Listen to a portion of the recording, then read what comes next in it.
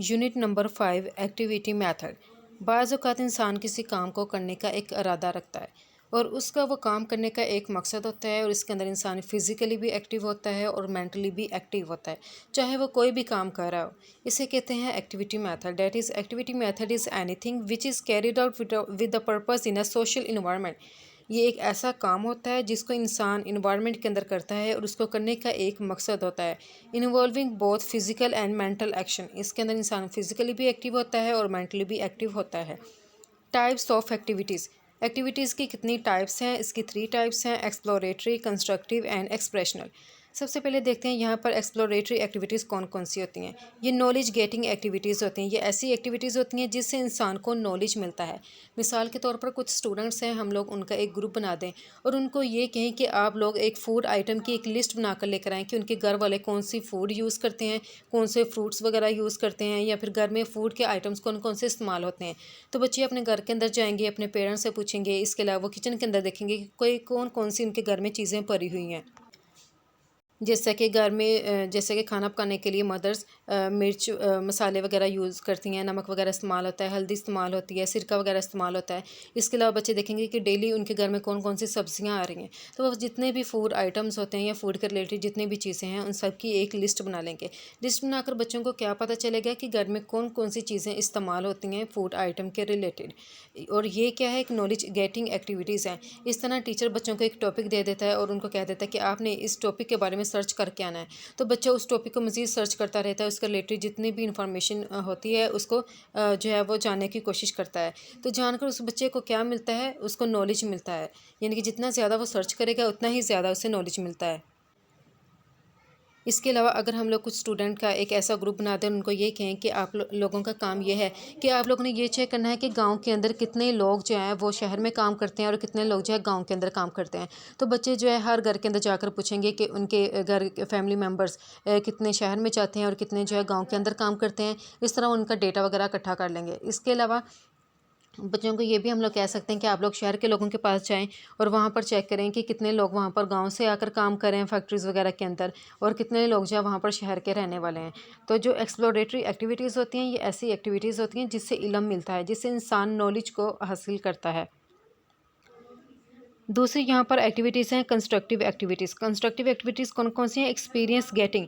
ये ऐसी एक्टिविटीज़ हैं जिससे इंसान को एक्सपीरियंस मिलता है। जैसे कि अक्सर टीचर्स वगैरह स्टूडेंट का ट्रिप वगैरह अरेंज कर लेते हैं, जैसे कि कुछ ना कुछ वो दिखाना चाहते हैं। मुल्क का कोई मतलब के मकामात हो सकते हैं जो कि काफ़ी अच्छे होते हैं, वहाँ पर उनको दिखाना चाहते हैं। मिसाल के तौर पर अगर बादशाही मस्जिद को दिखाने का ट्रिप अरेंज किया है या फैसल मस्जिद को दिखाने का अरेंज किया है, या फिर टीचर का ये कहने का मकसद होता है कि वो बच्चों को किसी इंडस्ट्री का विज़िट करवाएँ। बच्चों को जब किसी इंडस्ट्री के ट्रिप पर ले जाया जाता है या फील्ड के ट्रिप पर ले जाया जाता है, तो वहाँ पर बच्चे देखते हैं कि लोग किस तरह से काम करते हैं और वहाँ पर किस तरह से जो सरगर्मियाँ हैं वो परफॉर्म करने की कोशिश की जाती है। इससे बच्चों को क्या मिलता है? उनको एक्सपीरियंस मिलता है। जैसे कि अक्सर यूनिवर्सिटीज़ वगैरह में देखते हैं तो स्टूडेंट के लिए जो इंटर्नशिप को वो अरेंज करते हैं और इस तरह बच्चों को इंटर्नशिप देते हैं। वहाँ पर बच्चे फैक्ट्रीज़ वगैरह के अंदर काम करते हैं या किसी हॉस्पिटल के अंदर उनको काम करना पड़ता है, तो उससे वो मुख्तलिफ़ किस्म की स्किल्स सीखते हैं, उनको एक्सपीरियंस मिलता है। थर्ड यहाँ पर है एक्सप्रेशनल, यानी कि प्रेजेंटेशन। प्रेजेंटेशन के अंदर बच्चों को एक टॉपिक दे दिया जाता है, उनको ये कहा जाता है कि आप लोगों ने इस टॉपिक को प्रेजेंट करना है, यानी कि उसको आपने एक्सप्रेस करना है। तो बच्चे अपने अल्फाज को इस्तेमाल करते हुए इस टॉपिक को एक्सप्रेस करते हैं। जैसे कि अगर स्टूडेंट को एक ये टॉपिक दे दिया जाए कि पंजाब, अगर हम लोग देखते हैं पाकिस्तान के अंदर, तो यहाँ पर जितनी भी ज़मीनें वगैरह हैं वो सारी की सारी ज़रखेज़ हैं और यहाँ पर एग्रीकल्चर जो है इसका ज़्यादातर स्कोप है।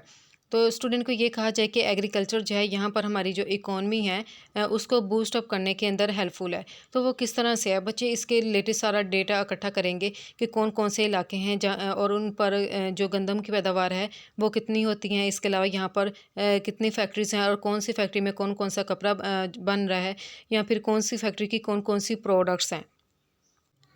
इसके अलावा क्लास के अंदर भी बच्चों को काफ़ी ज़्यादा एक्टिविटीज़ परफॉर्म करवाई जाती हैं, जैसे कि बच्चों को एक्सपेरिमेंट वगैरह करवाया जाता है। इसके लिए बच्चा जो है इंडिविजुअल भी एक्सपेरिमेंट कर सकता है, इसके अलावा उसका ग्रुप वगैरह भी बनाया जाता है और इस तरह बच्चे वहाँ पर ऑब्जर्व करते हैं चीज़ों को और उसका जो कंक्लूजन है उसको स्टेट करते हैं। इसके अलावा बच्चे को फील्ड ट्रिप्स के लिए भी भेजा जा सकता है और बच्चे जो है क्लास के अंदर ग्रुप की फॉर्म में भी डिस्कशन कर सकते हैं। तो क्लासरूम जो एक्टिविटीज़ हैं इसके मुख्तलिफ़ किस्म की टाइप्स हैं, जैसे कि बच्चे चार्ट्स वगैरह बनाकर भी अपने जो आइडियाज़ हैं उसको एक्सप्लेन कर सकते हैं। रोल ऑफ टीचर, टीचर का क्या किरदार होता है क्लास के अंदर। टीचर जो है एक की ऑब्जर्वर होता है। जैसे वो क्लास के अंदर देखता है कि जैसे मुख्तलिफ मेंटल एबिलिटीज़ वाले स्टूडेंट्स हैं और उसको पता होता है कि कौन से स्टूडेंट जो है ज़हीन है और कौन से स्लो लर्नर्स होते हैं। तो टीचर जो है वहाँ पर क्लास के अंदर मौजूद हर एक स्टूडेंट को देख रहा होता है। उसको पता होता है कि किस वक्त कौन सा स्टूडेंट कौन सा काम कर रहा होता है। Store house of information and knowledge, यानी कि जो टीचर है ये इन्फॉर्मेशन और नॉलेज का क्या है, एक स्टोर हाउस है। बच्चे क्लास के अंदर पढ़ रहे होते हैं और उन्हें किसी टॉपिक की समझ नहीं आती तो वो अपनी टीचर से पूछते हैं और टीचर उनके प्रॉब्लम्स वगैरह को सॉल्व करने में हेल्प करता है। इसके अलावा टीचर के पास काफ़ी नॉलेज होता है कि वो अपने टॉपिक को अच्छे तरीके से एक्सप्लेन करने की कोशिश करता है। ना सिर्फ एक्सप्लेन करने की कोशिश करता है बल्कि टीचर की ज़्यादा से ज़्यादा यही कोशिश होती है कि क्लास के अंदर जितने भी ज़्यादा ग्रुप्स हैं उन सब के दरमियान एक कोलैबोरेशन हो, ताकि सभी लोग मिलकर काम कर सकें, क्योंकि ग्रुप के मेंबर्स अगर मिलकर काम करेंगे तो इससे ग्रुप का ज़्यादा बेनिफिट होता है। What are the benefits of activity based learning approach, activity based learning approach का क्या फ़ायदा होता है। एक्टिविटी बेस्ड लर्निंग अप्रोच के काफ़ी ज़्यादा फ़ायदे होते हैं। जैसे कि यहाँ पर जो स्टूडेंट्स होते हैं वो एक्टिवली इन्वॉल्व होते हैं। यहाँ पर वो सभी लोग एक दूसरे के साथ पार्टिसिपेट करते हैं और इस तरह जो उनको काम दिया गया होता है, उनको जो टास्क दिया होता है उनके टीचर ने, बच्चे उसमें पार्टिसिपेट करने की कोशिश करते हैं। इसके अलावा इनकी जो एक्टिविटीज़ होती हैं ये इंटरेक्टिव होती हैं। यहाँ पर स्टूडेंट मिलकर एक दूसरे के साथ काम करते हैं और उस प्रॉब्लम को सॉल्व करने की कोशिश करते हैं। इसके अलावा टीचर जो है उसकी ज़्यादा से ज़्यादा कोशिश होती है कि लर्निंग को फैसिलिटेट करे। यहाँ पर वो हर एक स्टूडेंट को इनकरेज करता है कि वो पार्टिसिपेट करे और हर एक चीज़ के अंदर को जो है इम्प्रूव करने की कोशिश करे। इसके अलावा कुछ बच्चे जो होते हैं उनका खुद अपना भी इंटरेस्ट होता है, वो अपने इंटरेस्ट की बेस पर भी काफ़ी कुछ सीखते हैं। इसके अलावा टीचर जो है बच्चों को ज़्यादा से ज़्यादा वक्त देता है ताकि किसी भी टॉपिक को अंडरस्टैंड करने के अंदर उनको आसानी हो। यहाँ पर ग्रुप की फॉर्म में भी लर्निंग होती है, बच्चे ग्रुप बनाकर लर्न करते हैं, उनकी म्यूचुअल लर्निंग होती है, एक दूसरे से भी वो सीखते हैं और फिर सेल्फ लर्निंग को भी प्रमोट किया जाता है। टीचर की ये कोशिश होती है कि वो बच्चों को अच्छे तरीके से पढ़ाने की कोशिश करे। अगर किसी बच्चे को समझ नहीं आती तो इसके लिए भी टीचर ज़्यादा से ज़्यादा वक्त निकालने की कोशिश करता है। इससे बच्चे का कॉन्फिडेंस बूस्ट करता है, उसके अंदर सेल्फ कॉन्फिडेंस पैदा होता है। इसके अलावा बच्चा जो है खुद को सिक्योर फील करता है, उसकी जो कम्युनिकेशन स्किल्स होती हैं वो भी इम्प्रूव होती हैं। Limitations of activity method, activity method की कुछ लिमिटेशंस भी होती हैं, इसके कुछ डिसएडवांटेजेस वगैरह भी होते हैं। और वो कौन कौन से होते हैं, जैसे कि क्लास के अंदर जितनी भी एक्टिविटीज़ हो रही होती हैं उसका जो तल्लक है वो बच्चों के एटीट्यूड के साथ भी होता है। इसका बच्चों के एटीट्यूड के ऊपर भी काफ़ी ज़्यादा फ़र्क पड़ता है। इसके अलावा ये जो मेथड है ये टाइम कंज्यूमिंग होता है। जैसे कि बच्चों को एक टॉपिक दिया जाता है और वो उस टॉपिक को एक्सप्लोर करने की कोशिश करते हैं, उसको मज़ीद सर्च करने की कोशिश करते हैं, तो इससे बच्चे का टाइम वेस्ट होता है। और जो जितना भी उसका जो कोर्स होता है या उसका जो सब्जेक्ट होता है, उसका जितना भी सिलेबस होता है, वो जो गिवन उसको टाइम ड्यूरेशन दिया जाता है उसके अंदर वो कवर नहीं होता है। इसके अलावा जो टीचर्स होते हैं उसके ऊपर से ज़्यादा बर्डन होता है कि उन्होंने ये वाली एक्टिविटीज़ परफॉर्म करनी है और इतना ज़्यादा उन्होंने जो लेसन है या फिर बच्चों का जो सिलेबस है उसको गिवन टाइम ड्यूरेशन के अंदर कवर करवाना है। लेकिन ये कि हर एक लेसन के लिए जब एक एक्टिविटी को परफॉर्म करवाया जाएगा तो इसके लिए टीचर के ऊपर ज़्यादा से ज़्यादा बर्डन होगा और बच्चों के पास भी इतना वक्त नहीं होगा कि वो उन एक्टिविटीज़ को परफॉर्म कर सकें, इसलिए इसमें टाइम वेस्टेज ज़्यादा होती है। इसके अलावा ये भी है कि जो क्लासेस होती हैं वहाँ पर जो स्टूडेंट्स होते हैं उनका नंबर बहुत ज़्यादा होता है, इसलिए एक प्रॉब्लम होती है कि स्टूडेंट को या क्लास की जो एक्टिविटीज़ होती हैं उनको किस तरह से ऑर्गेनाइज़ किया जाए, उनको कैसे अरेंज किया जाए, उनको कैसे मैनेज किया जा सके। जैसे कि क्लास के स्टूडेंट जो है वो ज़्यादा होते हैं तो कभी कभार टीचर ये सोचता है कि मैं आधे स्टूडेंट को एक बार ले जाऊँगा लैब के अंदर और जो हाफ होंगे उनको बाद में ले जाऊँगा, तो इस तरह जो क्लास की जो एक रूटीन होती है वो ख़राब हो जाती है।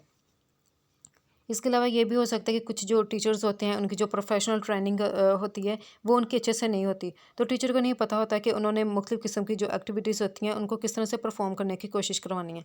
ये भी हो सकता है कि स्कूल के अंदर मुख्तलिफ़ किस्म की जो फैसिलिटीज़ हैं वो भी वहाँ पर ना हो, स्कूल के पास इतना ज़्यादा पैसा ना हो, यहाँ पर वहाँ पर जो फिज़िकल इंफ्रास्ट्रक्चर है वो भी ज़्यादा ना हो।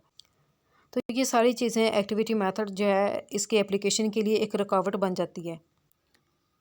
इंडिविजुअल प्रोजेक्ट, इंडिविजुअल प्रोजेक्ट्स ऐसे प्रोजेक्ट्स होते हैं जो कि एक इंडिविजुअल का या फिर एक स्टूडेंट को ये अपॉर्चुनिटी देते हैं कि वो एक प्रोजेक्ट को प्लान करें और उसको ऑर्गेनाइज़ करें और उस स्टूडेंट को जितनी भी टेक्निक सिखाई गई थी या फिर जितनी भी स्किल सिखाई गई थी कि वो उस प्रोजेक्ट के अंदर अपनी उस टेक्निक को इस्तेमाल कर सके।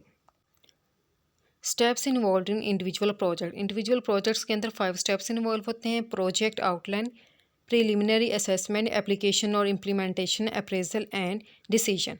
सबसे पहले आता है यहाँ पर प्रोजेक्ट आउटलाइन। प्रोजेक्ट आउटलाइन का क्या मतलब है कि स्टूडेंट ने एक आउटलाइन तैयार करनी होती है, उसके अंदर उसने बताना होता है कि उसका जो प्रोजेक्ट है उसका क्या पर्पस है और इसके लिए कौन कौन से रिसोर्सेज यूज़ होंगे, कौन सी मेथोडोलॉजी को यूज़ किया जाएगा और ये कितने टाइम ड्यूरेशन के अंदर कंप्लीट होगा। Second step is preliminary assessment. Preliminary assessment के अंदर एक स्टूडेंट जिसको वो वाला प्रोजेक्ट दिया गया है, वो स्टूडेंट यहाँ पर बताता है कि कौन कौन सी अहम चीज़ें हैं जिसकी उसको सबसे ज़्यादा ज़रूरत है, यानी कि कौन से टास्क है जिसकी उसको रिक्वायरमेंट है, या कौन कौन सी एक्टिविटीज़ हैं जिसका होना सबसे ज़्यादा ज़रूरी है। जैसे कि उस टास्क को, उस प्रोजेक्ट की फुलफिलमेंट के लिए उसे कुछ फिजिकल रिसोर्सेज की ज़रूरत पड़ती है, ह्यूमन रिसोर्सेज की भी ज़रूरत पड़ती है, इसके अलावा फाइनेंशियल रिसोर्सेज की भी ज़रूरत पड़ती है।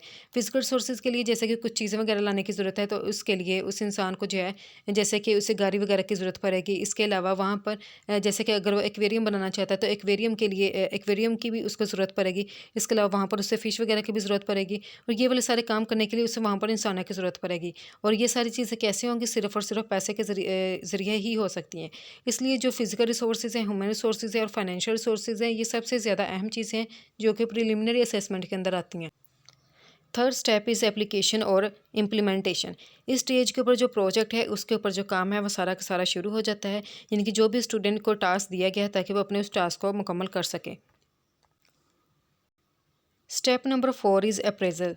अप्रेज़ल के अंदर जो एक स्टूडेंट है, वो ये बताएगा कि जो भी उसको प्रोजेक्ट दिया गया है और जो भी उसको टास्क दिया गया है, कि वो किस हद तक मुकम्मल हो चुका है।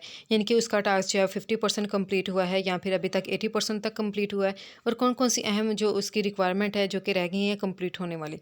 स्टेप नंबर 5 है डिसीजन। डिसीजन के अंदर एक स्टूडेंट बताता है कि उसको जो टास्क या जो एक्टिविटी दी गई है, वो सक्सेसफुल हो गई है या फिर वो फेलर हो गई है, यानी कि वो फेल हो गए।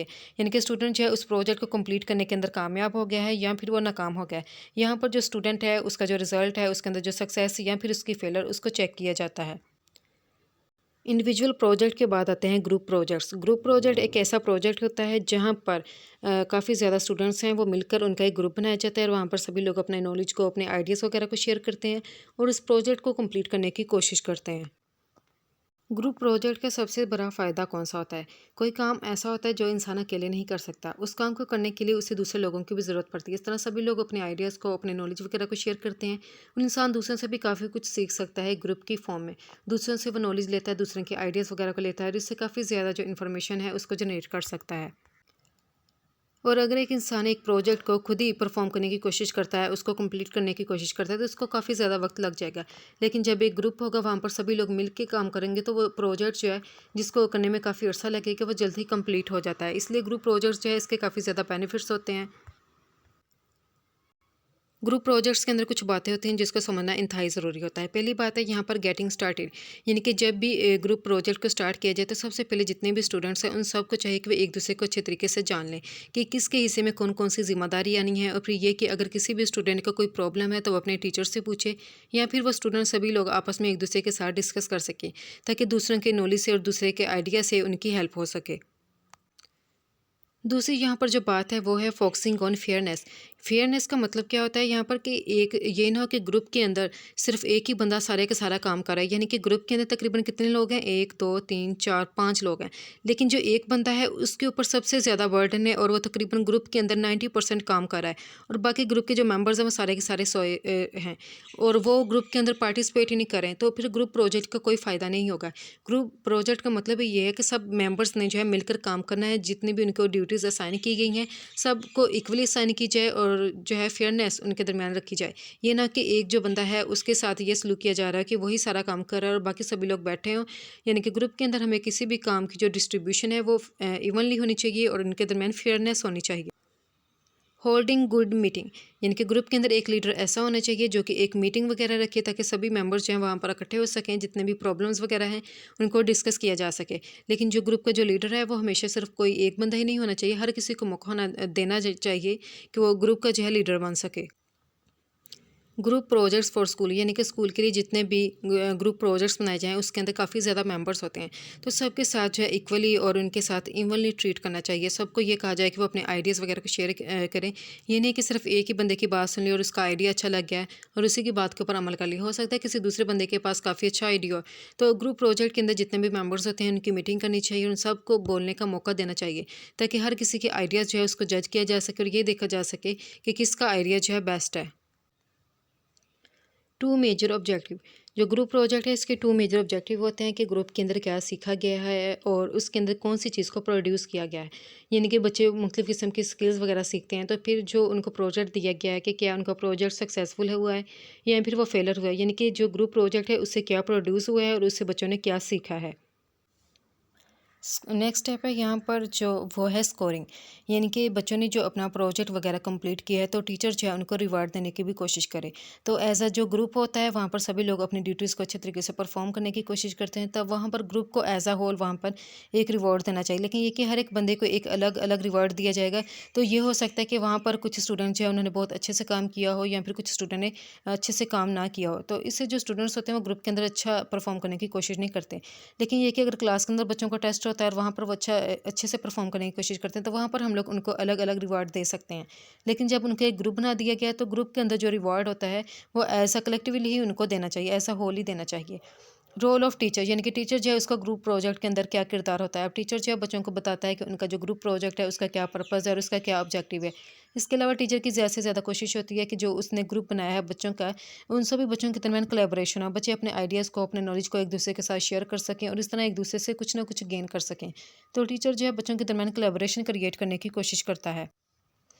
हाई अचीवर्स वर्सेस लो अचीवर्स। जब बच्चे ग्रुप के अंदर काम करते हैं तो वो किसी भी चीज़ को अचीव करने की कोशिश करते हैं और वहाँ पर जो इनकी कंट्रीब्यूशन होती है सक्सेस में वो ज़्यादा होती है। बजाय ये कि अगर एक इंडिविजुअल प्रोजेक्ट होता है जो कि एक ही बंदे को दिया जाए और वो किसी के साथ ना तो अपने आइडियाज़ को ना ही अपने नॉलेज वगैरह को शेयर कर सकता है, क्योंकि उसे पता होता है कि इस प्रोजेक्ट के बारे में सिर्फ मुझे पता है, दूसरे बंदों को इसके बारे में क्या आइडिया है। और अगर मैं किसी से पूछूंगा भी तो किसी को इस चीज़ के बारे में कोई इल्म नहीं होगा और वो मुझे कोई गलत आइडिया ही देगा। लेकिन ये कि ग्रुप के अंदर रहने का ये फ़ायदा होता है कि सभी लोग अपने आइडियाज़ को, अपने नॉलेज को एक दूसरे के साथ शेयर कर सकते हैं, क्योंकि उनको पता होता है कि उन्होंने वहाँ पर कोलैबोरेशन से ही काम करना है। इसलिए ग्रुप के अंदर जो बच्चे होते हैं वो ज़्यादा अचीव करने की कोशिश करते हैं। Research projects. रिसर्च प्रोजेक्ट एक ऐसा प्रोजेक्ट होता है जहाँ पर स्टूडेंट्स वगैरह को एक प्रॉब्लम दी जाती है और वो उसका सलूशन फाइंड आउट करने की कोशिश करते हैं। रिसर्च प्रोजेक्ट की अगर टाइप्स आ जाएं या फिर काइंड्स आ जाएं, इसका मतलब है कि ये एक ही सवाल है। इसकी 2 टाइप्स हैं, एकेडमिक रिसर्च प्रोजेक्ट और दूसरा है commercial research project. Academic research project के अंदर 2 टाइप्स के प्रोजेक्ट आते हैं, social research project and scientific research project. Commercial research project के अंदर जो आते हैं उसके अंदर आता है sales project, grant project, business project, funding project, market research project. इसके जस्ट नेम ही याद करने हैं कि जो रिसर्च प्रोजेक्ट है उसकी 2 टाइप्स हैं और आगे जो इसकी टाइप्स हैं उसकी फर्दर कितनी टाइप्स हैं, इसके बारे में ही यहाँ पर एक्सप्लेन करना है। Basic steps in research project या फिर रिसर्च प्रोसेस है, इसके अंदर बेसिक स्टेप कौन कौन से हैं। पहला स्टेप है यहाँ पर सिलेक्शन ऑफ प्रॉब्लम। जो एक रिसर्चर है उसे पता होना चाहिए कि उसने कौन सी प्रॉब्लम जो है उसको सिलेक्ट करना है। यानी कि हर एक रिसर्चर का किसी न किसी पर्टिकुलर एरिया के अंदर इंटरेस्ट होता है, तो उसे चाहिए कि अपने इंटरेस्ट के रिलेटेड जो भी प्रॉब्लम है उसकी सबसे पहले सिलेक्शन करे कि ये वाला प्रॉब्लम है उस एरिया के अंदर या फिर फिलहाल जगह के ऊपर। यानी कि सबसे पहले उसे ऑब्जर्वेशन करने की ज़रूरत है। जब वो ऑब्जर्वेशन करेगा तो फिर ही उसे प्रॉब्लम के बारे में पता चलेगा कि यहाँ पर एक प्रॉब्लम एग्जिस्ट कर रही है। सेकंड स्टेप है यहाँ पर स्टेटमेंट ऑफ प्रॉब्लम। यहाँ पर उसे अपनी जो प्रॉब्लम है उसको स्टेट करने की ज़रूरत होती है कि वो अपने क्लियर वर्ड्स के अंदर बताए कि ये वाली प्रॉब्लम है। इससे दूसरे लोगों को आइडिया होगा कि ये वाकई ये वाली एक प्रॉब्लम है और इसी को ही सॉल्व करने की ज़रूरत है। Third step is identification of data. यहाँ पर जो एक रिसर्चर है उसको आइडेंटिफाई करने की ज़रूरत है कि उसे किस किस्म के डेटा की ज़रूरत है, कि क्या उसे क्वालिटेटिव डेटा की ज़रूरत है या फिर उसे क्वांटिटेटिव डेटा की ज़रूरत है। क्वालिटेटिव डेटा जिसके अंदर उसको वर्ड्स वगैरह को जो है इस्तेमाल करते हुए दूसरों का डेटा इकट्ठा करने की कोई ज़रूरत होती है। जैसे कि दूसरे लोगों से अगर हम लोग किसी किस्म का कोई सवालात वगैरह उनसे पूछते हैं तो ये होता है कि क्वालिटेटिव डेटा। लेकिन क्वान्टिटेटिव डेटा कौन सा होता है, जो कि नंबर्स वगैरह को जनरेट करता है। जैसे कि अगर हम लोग ये वाला डेटा इकट्ठा करना चाहते हैं कि पाकिस्तान के अंदर 50 साल की उम्र वाले कितने लोग हैं, तो यहाँ पर जो हमारे पास आ जाएगा, मिसाल के तौर पर अगर मैं कहूँ कि 2 करोड़ लोग हैं, तो जो 2 करोड़ है ये एक नंबर की फॉर्म है। यहाँ पर जो एक रिसर्चर है आइडेंटिफिकेशन ऑफ डेटा के अंदर वो ये आइडेंटिफाई करने की कोशिश करता है कि उसे क्वालिटेटिव डेटा की ज़रूरत है या फिर क्वान्टिटेटिव डेटा की ज़रूरत है, या फिर इस डेटा को इकट्ठा करने के लिए उसे दूसरों के साथ इंटरव्यू लेने की ज़रूरत है या फिर उनसे क्वेश्चन लेने की ज़रूरत है, या फिर किस किस्म का जो है उसे आइटम जो है यूज़ करने की ज़रूरत है। फोर्थ यहाँ पर स्टेप है सिलेक्शन और डेवलपमेंट ऑफ टूल्स।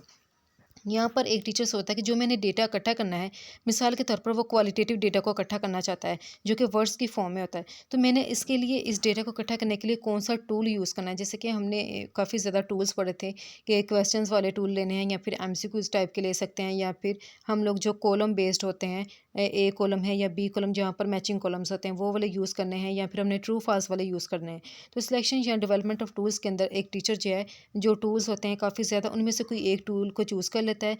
मिसाल के तौर पर अगर वो इंटरव्यू को चूज़ कर लेता है या फिर वो क्वेश्चन वाले टूल को यूज़ कर लेता है, तो यहाँ पर टीचर सोचता है कि मैंने कौन से टूल को इस्तेमाल करना है और उसको इस्तेमाल करते हुए अपने डेटा को किस तरह से इकट्ठा करना है।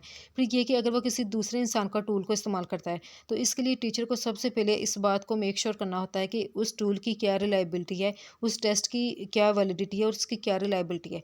लेकिन ये कि टीचर अगर अपना ही कोई टूल इस्तेमाल करना चाहता है, तो इसके लिए उसे जो है कुछ थोड़े बहुत लोगों के ऊपर जो है टेस्ट करने की ज़रूरत होती है,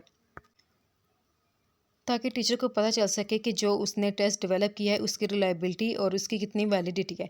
क्योंकि अगर टेस्ट रिलायबल होगा, वैलिड होगा, तो फिर ही वो एक वैल्यूएबल इन्फॉर्मेशन को जनरेट कर सकता है। Next step is selection of sample. यहाँ पर टीचर सोचता है कि वो किस किस्म का डेटा इकट्ठा करना चाहता है। उसके लिए वो मुख्तलिफ़ किस्म के जो सवालात वगैरह होते हैं उनको तैयार करने की कोशिश करता है। नेक्स्ट है कलेक्शन ऑफ डेटा। यहाँ पर टीचर जो है यहाँ पे जो एक रिसर्चर होता है वो डेटा को इकट्ठा करना शुरू हो जाता है। जो भी उसने अपना एक टूल बनाया होता है उसका इस्तेमाल करते हुए लोगों से डेटा इकट्ठा करता है। जैसे कि अगर उसने एक पेपर बनाया है या फिर हो सकता है कि गूगल फॉर्म के ऊपर ही उसने एक रिसर्च टूल जो है तैयार कर लिया है, और इस तरह वो मुख्तलिफ लोगों को लिंक्स वगैरह भेजेगा और उन्हें ये कहेगा कि आप लोग इस गूगल फॉर्म को फिल कर लें। यहाँ पर टीचर का जो डेटा को कलेक्ट करने का प्रोसेस है वो स्टार्ट हो जाता है। डेटा इकट्ठा करने के बाद अगला जो स्टेप है analysis and interpretation of data. यहाँ पर टीचर जो है डेटा की एनालिसिस करने की कोशिश करता है, उसकी इंटरप्रिटेशन करने की कोशिश करता है। इसका क्या मतलब है, टीचर यहाँ पर देखता है कि जो भी उसने डेटा इकट्ठा किया है उसको वो इस्तेमाल करता है और जितनी भी वैल्यूएबल और यूज़फुल इंफॉर्मेशन होती है उसको गेन करने की कोशिश करता है। Writing of research report last step है, जहाँ पर टीचर जो है रिसर्च रिपोर्ट को लिखने की कोशिश करता है। यानी कि जो एक रिसर्चर है वो रिसर्च रिपोर्ट को लिखने की कोशिश करता है। जैसे कि वो स्टूडेंट, अगर कोई स्टूडेंट है वही रिसर्चर है, तो वो ये देखता है कि जिस यूनिवर्सिटी के अंदर वो रिसर्च कर रहा है वहाँ पर देखता है कि रिसर्च रिपोर्ट को लिखने का क्या फॉर्मेट है, उसका कौन सा स्टाइल है। जैसे कि बाज़ का जो है ज़्यादातर APA स्टाइल का जो फॉर्मेट है इसी को ही इस्तेमाल किया जाता है।